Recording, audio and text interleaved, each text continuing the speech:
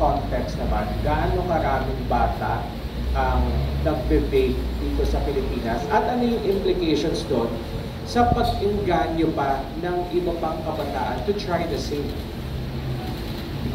Well, nabanggit nga po kanina no, ayon sa Global Youth Tobacco Survey. So this is in the Philippine context. Isa po sa bawat 7 kabataang Pilipino. Actually, children pa nga po siya kasi age 13 to 15 years old. Yung yung nagve-vape noong 2019. Tala po ito noong 2019. Ang isang pong datos ay 1 out of 8 Filipino children ang gumagamit ng tobacco products. So, sa tingin po namin, yun nga po, nakaka-alarma at mas dumadami pa ang gumagamit ng vape at inaabangan po natin yung kasulukuyang datos na ilalabas siguro ng Department of Health next year to see how really alarming the vaping epidemic among the youth is. So yun po.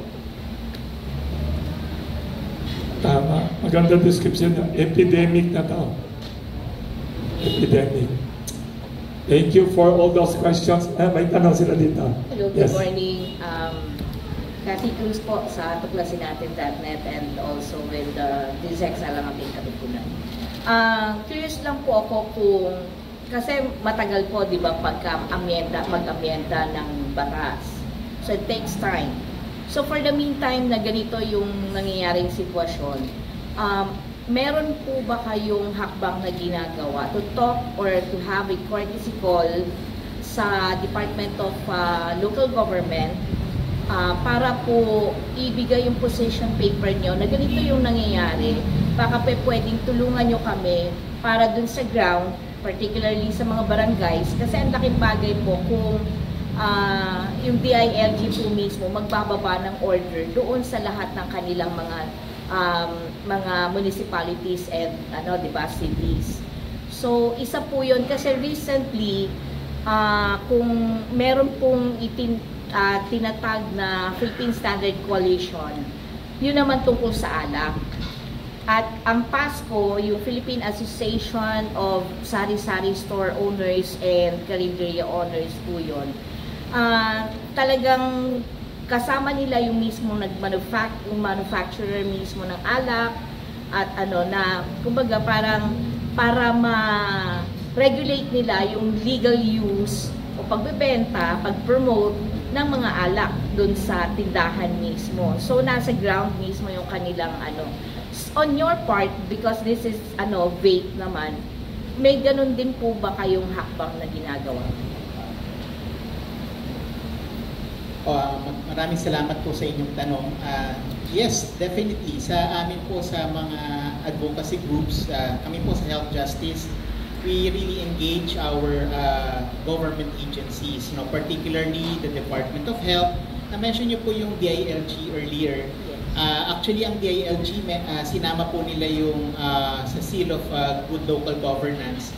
Yung indicator po nila yung pagkakaroon ng mga LGUs ng smoke-free ordinance. So maganda pong hakbang yon ng DILG at alam ko po ay aktibo naman po ang DILG doon sa kanilang pag-engage or pag-encourage sa mga local governments to actually adopt their own smoke-free or vape-free ordinance. Pero again, sabi nga namin, isang hakbang yung polisiya, another step yung implementation or enforcement. So mahalaga rin pong bigyan natin ng emphasis yun. Kaya nga po, patuloy yung aming pag-engage sa ating mga local, sa mga LGUs, sa DILG, DepEd, Department of Education, para sa mga eskwelahan, kasi mahalaga rin yun. Iba rin po yung role, or ang DepEd po kasi meron silang jurisdiction sa mga paaralan.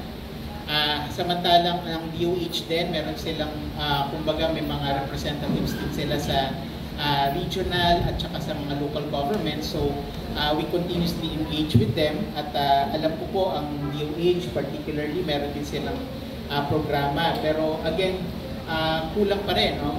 Dahil nakikita pa rin natin na may mga local governments na hindi sapat yung enforcement, no? Yung mga na-mention ko po earlier, may mga LGUs na magandang tignan, sana ma-replicate at ano pa sila, gumaya yung ibang local governments, yun ang hiling natin.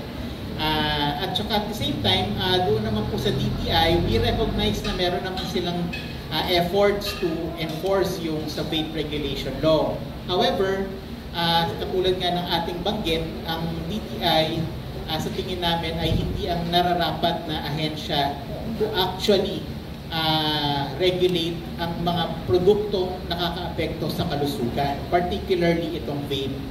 Kaya ang aming pong hiling talaga, yung Food and Drug Administration at saka DOH ang talagang mag-regulate ng vape products or vapor products. Pero habang katulad ng nabanggit nyo, medyo may proseso pa ho para pagdaanan yung pag-amyenda ng batas.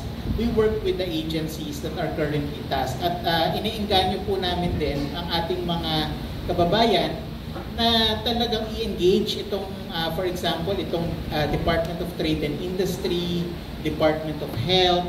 Isumbong natin yung ganito mga violations. Yung violations sa vape products, for example, dapat ating iparating kung mayroong mga violations sa pagtitinda, may mga violations sa yung sa paggamit. I think local governments talaga ang pinakamahalagang lapitan ng ating mga kababayan. Kasi yung use, yung public use, actually meron namang mga batas at saka meron naman talagang patakaran or rules on those, no? Kaya important yung LGU nagtutulungan, pati yung national government agencies, but in the long run, pinaka-epektibo pa rin po talaga maamyendahan natin ang ating national laws.